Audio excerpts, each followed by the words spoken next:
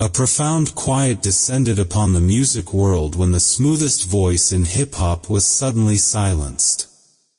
It was a silence louder than any bass drum, marking the unexpected exit of a true pioneer, a man often celebrated but perhaps never truly appreciated for the cultural bridge he built. He was the rare figure who unified generations. Young people loved his flow, and the older crowd, our parents, aunts, and uncles, embraced him because his music was clean, free of profanity or glorification of street violence. He didn't just rap, he romanced the microphone, earning him the legendary title, the overweight lover. This man, Heavy D, invented the R&B rap lane, making him the original smooth big man rapper who could move and dance. He was so highly regarded that Michael Jackson called him his favorite rapper. But beyond the fame and the fashion, tragedies seemed to follow him like a shadow, from the sudden, inexplicable loss of his closest companion to a devastating event that claimed multiple lives. How could a life built on such positive, infectious vibes endure such a chain of sorrow? And what is the agonizing irony that brought his journey to a tragic, paradoxical end? The man who would become the face of smooth R&B rap began his life far from the concrete jungle of New York. His birth name was Dwight Arrington Myers, and he was born on May 24, 1967, in Jamaica. This Jamaican heritage is a fact many forget, yet it would later echo through his musical choices, grounding his hip-hop style with a distinct, soulful rhythm. His family, which included 5 children, made the pivotal move to Mount Vernon, New York, when Dwight was just 4 years old. His home life was steeped in music. His mother was a dedicated nurse, and his father worked as a film technician, repairing movie equipment. The constant flow of music in the house, thanks in part to his older brother's turntables, planted the seeds of his future career. By the age of 8, Dwight began putting together his own rap lyrics, inspired by the groundbreaking sounds of Africa Bambaataa and Grandmaster Flash and the Furious 5. He wasn't just learning music, he was absorbing the blueprint for a cultural movement. The human connections that defined his career started early. In the 3rd grade, Dwight met Troy Dixon, better known as Trouble T-Roy, and they quickly became the best of friends. T-Roy was the natural connector, the one who brought people together. In middle school, T-Roy introduced Dwight to G-Wiz and DJ Eddie F. As they entered high school, Dwight began rapping, ultimately adopting the name Heavy D from his older brother's friend, Heavy C. The group coalesced further when Heavy D met the singer Albie Sure through DJ Eddie F. An even deeper connection existed nearby, his cousin, the legendary producer Pete Rock, who lived down the block. This close-knit crew began making music together, recording demos, and performing at local neighborhood parties. The next step was landing a record deal.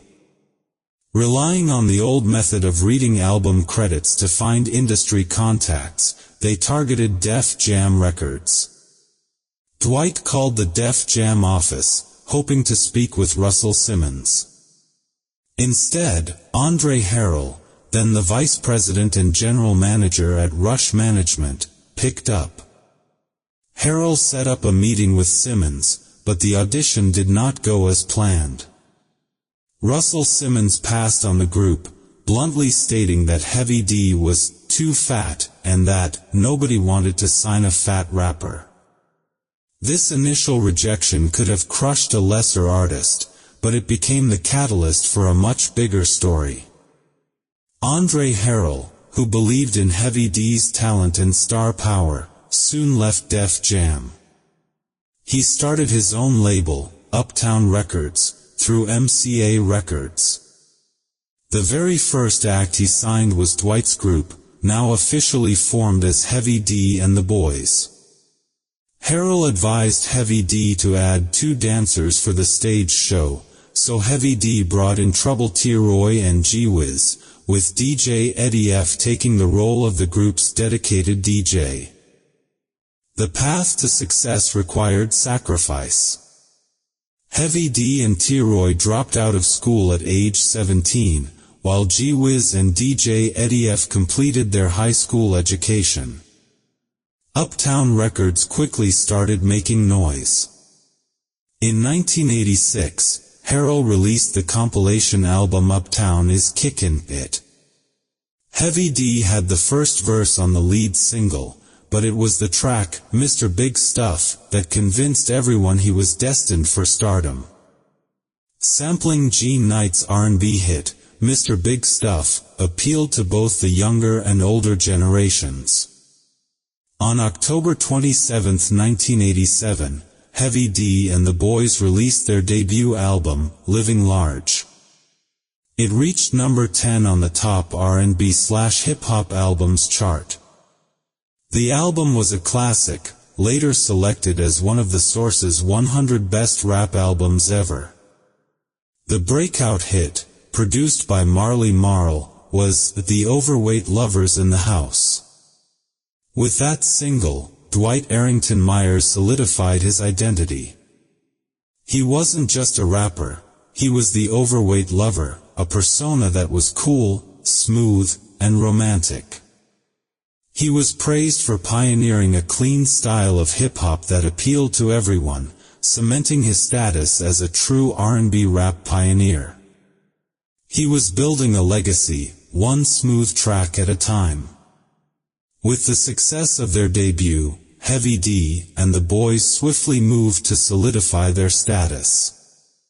Dwight Myers and DJ Eddie F, recognizing talent, were instrumental in helping Al-B Sure secure a deal with Uptown Records during this period. In the lead-up to their next album, Heavy D's popularity skyrocketed through collaborations. He was featured on the classic anti-violence anthem, Self-Destruction, by the Stop the Violence movement, a song that hit number 1 on the Billboard Hot Rap Songs chart for 10 consecutive weeks.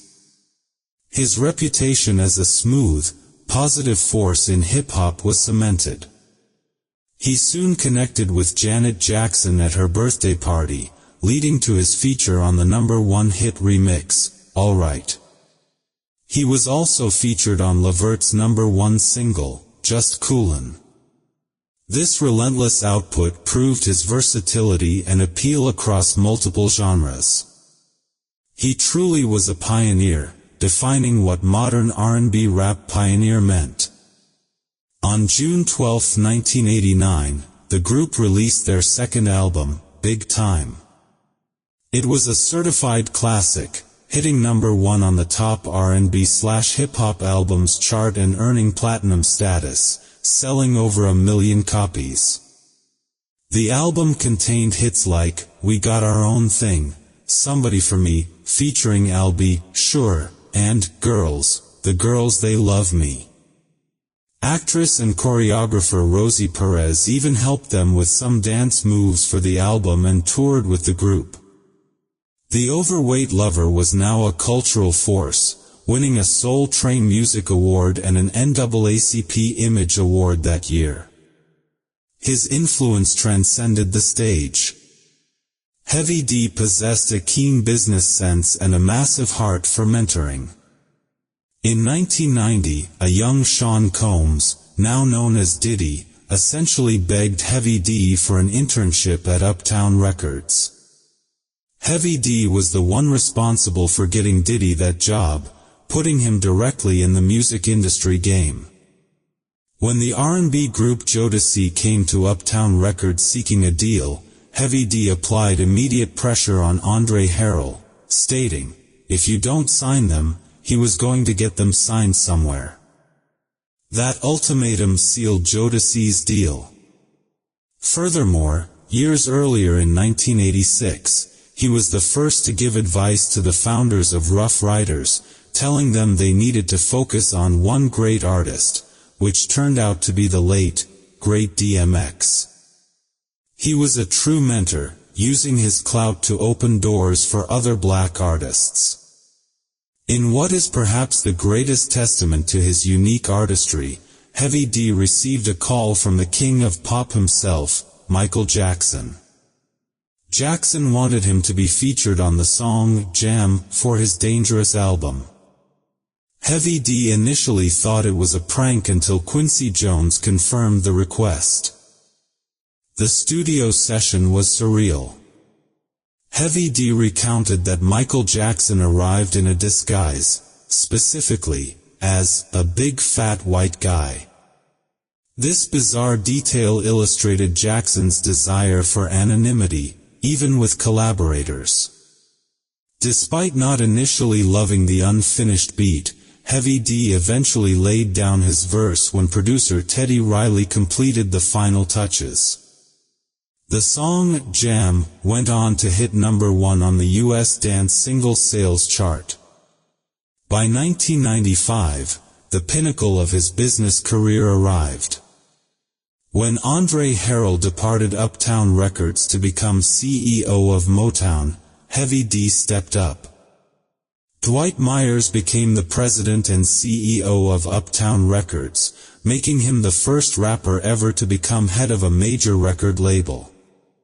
In this role, he helped launch the careers of groups like Soul for Real, whose song, Candy Rain, hit number 1 on the R&B charts, as well as R&B singer Monifa and the rap group Lost Boys.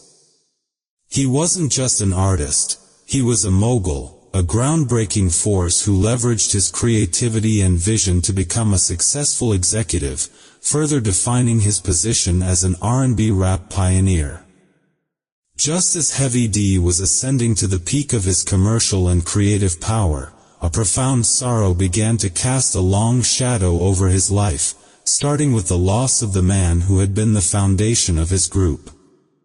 In 1990, while Heavy D and the Boys were on the Sizzler Summer Tour alongside acts like Public Enemy, Digital Underground, with Tupac, and Queen Latifah, a sudden, tragic accident occurred in Indianapolis.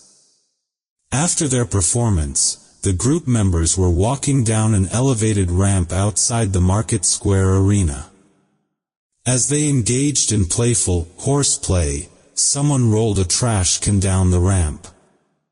In a split second, Trouble T-Roy tried to dodge it by jumping onto a 4-foot retaining wall. He tragically lost his balance and fell over 20 feet. Rushed to the hospital, he died shortly after due to serious head injuries. T-Roy was only 22 years old, and his death devastated the entire community. Tupac Shakur, who was touring with Digital Underground, was there that day and was reportedly real upset and crying like crazy because he had grown close to T-Roy. The bond within Heavy D and the Boys was irreparably broken. Things were just never the same after T-Roy's passing. The group channeled their grief into art. Their third album, Peaceful Journey, 1991, was dedicated to Trouble T-Roy. The album yielded the massive international hit, Now That We Found Love. Simultaneously, Heavy D's cousin, Pete Rock, and CL Smooth released their own iconic tribute, They Reminisce Over You, T-R-O-Y. The memory of T-Roy was immortalized through the music he helped inspire. Another massive human tragedy followed shortly after, this time linked directly to Heavy D's growing influence. On December 28, 1991, Heavy D and Diddy hosted a charity basketball game at the City College of New York. The venue's gymnasium could only safely hold about 2,700 people, but nearly 5,000 tried to gain entry. The crowd broke through a glass door and rushed the lobby and a staircase leading down to the gym. Here lay the terrible flaw. the doors at the bottom of the stairs opened inward into the lobby. As the panicked crowd pushed, people were crushed at the door for up to 15 minutes. 9 people were crushed to death at the bottom of the staircase, and 29 others were injured. The overwhelming sense of grief and responsibility for such a disaster, even if no criminal charges were filed, placed an unbearable weight on the conscience of the R&B rap pioneer. Despite the sorrow, Heavy D continued to evolve. After appearing in the movie New Jersey Drive and earning a Drama Desk Award nomination for his off-Broadway role in Riff Raff, he achieved his most significant professional milestone in 1995. He became the president and CEO of Uptown Records, cementing his legacy as the first rapper to head a major label. He used this power to elevate groups like Soul for Real and the Lost Boys. However, the reality of his own health loomed. At one point, Heavy D weighed nearly 400 pounds. Recognizing the need for a change, both for his health and for more movie roles, he took drastic action. He lost an incredible 160 pounds, 72 kilograms, for a leading role in the play Medal of Honor. This dedication earned him an NAACP Spirit Award, and he spoke openly about his desire to be healthy.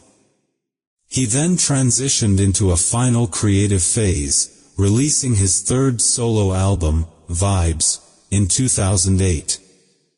It was a pure reggae album, a conscious decision to return to his Jamaican roots after feeling he had accomplished everything he could in hip-hop. He was truly an R&B rap pioneer who never stopped creating or innovating. In 2011, he appeared with DJ Eddie F and G Wiz for their final performance together at the BET Hip Hop Awards. The overweight lover was back, seeming healthier and ready for a new chapter. The influence of Heavy D extended far beyond his record sales. It was woven into the very fabric of American popular culture. His albums were fixtures in homes across the country, bridging the divide between parents who appreciated his clean lyrics and teenagers captivated by his smooth charisma and innovative blend of genres. He was celebrated as a true R&B rap pioneer. Even overseas, his work resonated deeply, with hits like Now That We Found Love soaring to number 2 on the UK singles chart. His final years reflected a search for artistic fulfillment and personal health. Having conquered hip-hop, he returned to his roots with the reggae album Vibes, a project that earned him a Grammy nomination. He had successfully taken on Hollywood, winning an NAACP Spirit Award for his acting, and prioritizing his health after once weighing nearly 400 pounds. In October 2011, Heavy D took the stage one last time with G Wiz and DJ Eddie F at the BET Hip Hop Awards, a powerful reunion for Heavy D and the boys. Just weeks later, he embarked on a fateful trip, a flight to London to perform at a tribute for Michael Jackson, the king of pop who had once called him his favorite rapper. This is where the agonizing twist of fate occurred. Heavy D intensely disliked flying. He had recently returned from this trip when he began feeling unwell, experiencing breathing problems.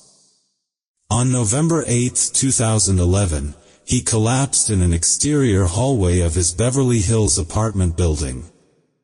Medics rushed him to the hospital, but he passed away shortly after at the age of 44. The initial thought was pneumonia, but the autopsy revealed the devastating truth: he died of a pulmonary embolism. A blood clot had formed, likely a result of deep vein thrombosis in his leg, a condition often exacerbated by extended, cramped airplane travel. The cruel irony was inescapable. The journey he dreaded most, the very thing he tried to avoid, created the fatal clot that ended the life of the overweight lover. The passing of Heavy D at just 44 years old left a void that was acknowledged by thousands. His funeral was a gathering of giants, with figures like Jay-Z, Will Smith, Queen Latifah, and Diddy all attending to pay respects. It was a testament to the immense respect he commanded, not just for his hits, but for his character and his role as a mentor. For his parents, the grief was compounded. Heavy D was the third child they had lost, following two older brothers who died too young. His life was a mosaic of achievement and anguish. He was an R&B rap pioneer who proved that charisma and lyricism could triumph without vulgarity, making him the only rapper admired by both Michael Jackson and your grandmother. He shattered expectations for what a big man in hip-hop could be, transforming the image into the overweight lover, a title synonymous with style, dance, and sex appeal. And perhaps most remarkably, he was the first rapper to become the CEO and president of a major record label, Uptown Records. But the greatest lessons often come from the deepest wounds. Heavy D's legacy isn't just in the records sold or the stars he launched. It's in the quiet perseverance after the twin tragedies of Trouble T. Roy's accidental death and the devastating stampede at his charity event.